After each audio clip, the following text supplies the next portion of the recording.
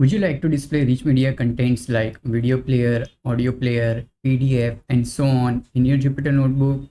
If the answer is yes, then stay tuned because in today's video, I'm going to explain how to do that. Now, this can be useful when you're using Jupyter Notebook for presentation purpose and you want to reference some video, some research paper PDF, you want to play some audio and so on. So without further delay, let's get started. Okay, so as you can see on my screen, I already have started Jupyter Notebook, and at the beginning of the notebook, I have highlighted important sections of this tutorial. So these are the rich media types that I will be covering in this tutorial. So let's get started. So first of all, in order to display any rich media content, we need to import this submodule named display from IPython module. So this display module has various functions which we can use to display different kind of rich media contents.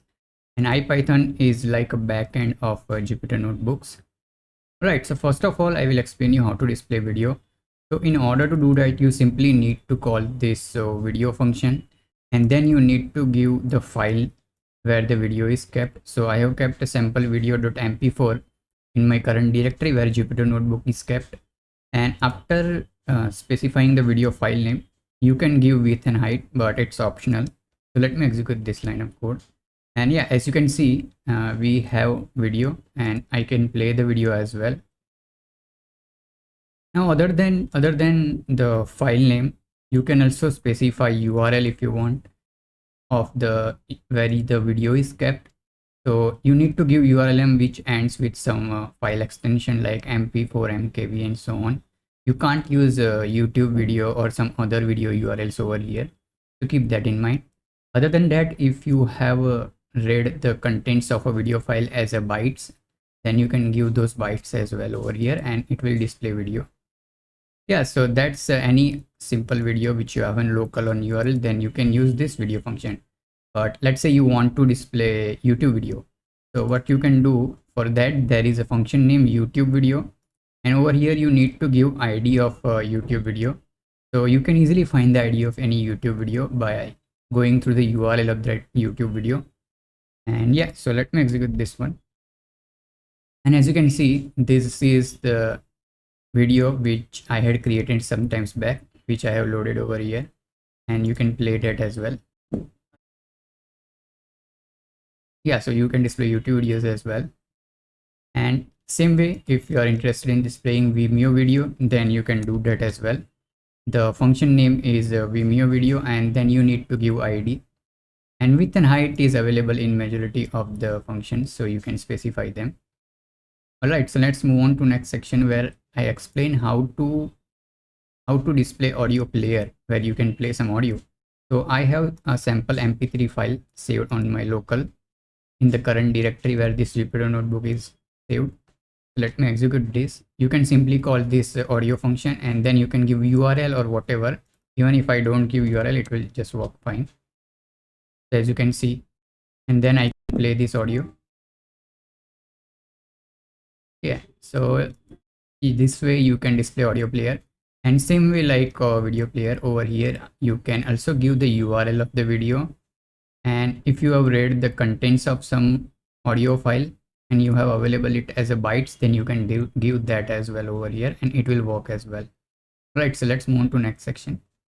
So in this section, I have explained how you can display code of any type. So in order to display code, you need to use this function code from display module, and you need to give it a file name. So over here, I have a file name of a dashboard which I had created sometimes back using Streamlit. So that file name I have given over here, and then you can specify language as Python. So though I am displaying a Python file over here, you can display any other language files as well, any other language codes as well. Let me execute this, and as you can see, so this is the code of that Python file which you can display if you are interested in displaying some kind of code of some other language as well. So display.code you can use, and if you have available code as a string, then so over here there is a sample string. So this one is also Python, but yeah, you can use any other language as well.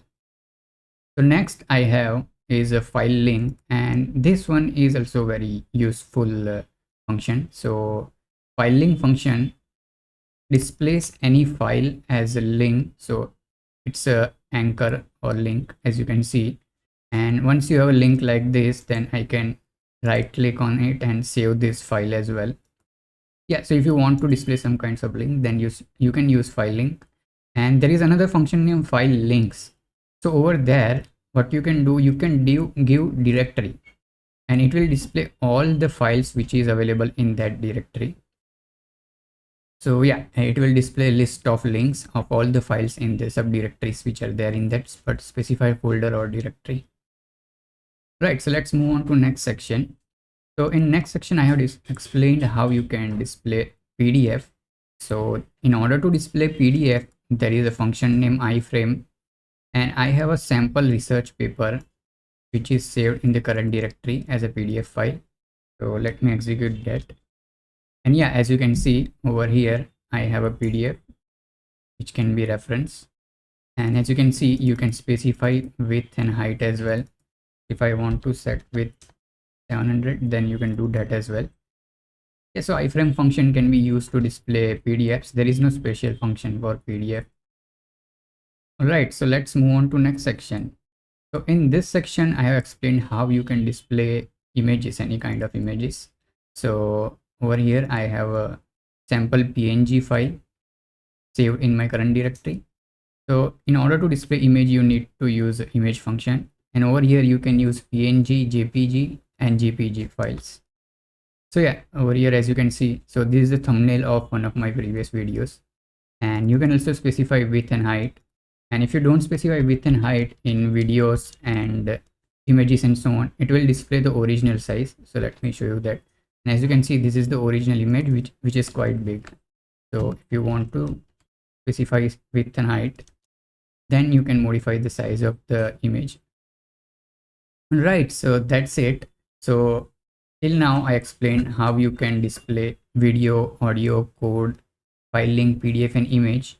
But other than these contents, rich media contents, you can also display script document, SVG images, JSON, JavaScript, Markdown, LaTeX, and so on. If you're interested in displaying those kind of contents, then I would recommend that you visit our website. So I have a detailed tutorial over there how to display rich media contents, where I have covered all the different types of rich media. So feel free to explore it if you are interested in it. Alright, so that's it for today's tutorial. In today's tutorial, I explained you how you can display rich media contents like video, audio, PDF files, and so on in Jupyter Notebooks. If you have any doubts, then please feel free to let me know in the comment section. If you liked our video, then give it a thumbs up, subscribe to our channel for more such videos, and see you next time.